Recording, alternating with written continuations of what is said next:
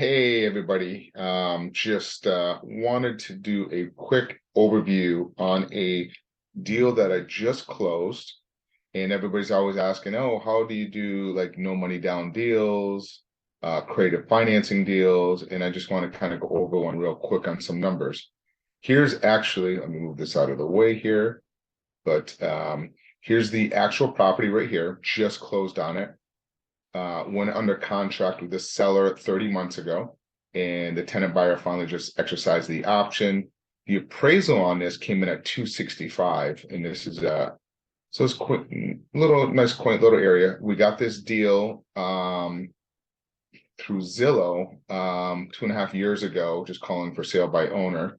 And here are the numbers. On this deal, we made a total of $50,500 on a 20, actually zero down, quite frankly. I'll just go through the numbers real quick.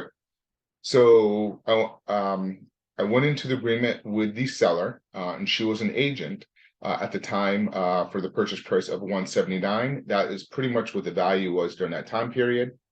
The market rent on that area during that time was around like $1,350, $1,400. Agreed to a rent at $1,200 a month, and to get into the deal, we only needed first month and last month. So the total option fee was $2,400 that we had to give, but you'll see in a second here that I didn't have to give anything down. And then I also structured it where if I make the payment on or before the first, I get a $150 rent credit. Okay, so this is the entry fee to get into the deal on a sandwich lease option.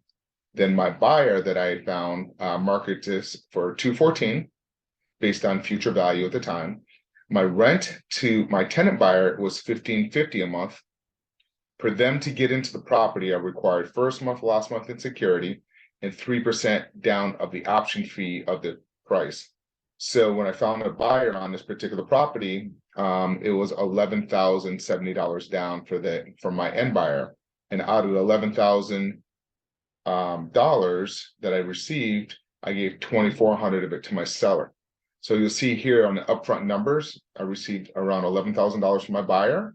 I had to give $2,400 to my seller. So on the front end of this, I received about $8,600 in profit on the front end. Okay. And then we're going to break the numbers down. Then when I went to sell the property, here's my purchase price to my seller. Here's my purchase price to the buyer. So the spread on the purchase price was $35,500. Okay. So you'll see the spread here. Whoops, I don't know why my screen is kind of, you can stop my video there. Okay, so you'll see that my spread on the sales price was $35,000. Then I also received a rent credit. Remember I told you I was getting a rent credit of $150 a month. Over 30 months, I received a credit for $4,500 for making my payments on time. And then I also received $10,500 on the monthly cash flow. Because remember, my rent is $1,200 a month. And I was collecting $1,550, so I was making $350 a month. So when you add all this up, the total profit on this particular deal was $50,500. So what also happened on this particular deal is, so in my contract, the tenant buyer was supposed to notify me 60 days prior to them exercising the option, and what happened was they didn't. And technically, per the contract, I could have rejected the contract because they voided the contract out, and I could have gone ahead and sold this for like around the 265 mark. That's where the appraisal came in.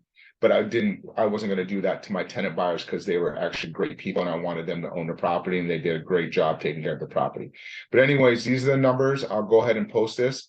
And I go through these numbers yourself and break it down. If you have any questions, feel free to do a comment below or send me a private message, a DM, and I'll be more than happy to kind of explain it. I do a lot of these type of deals, especially with the environment that we're coming into, where property is sitting for a long period of time.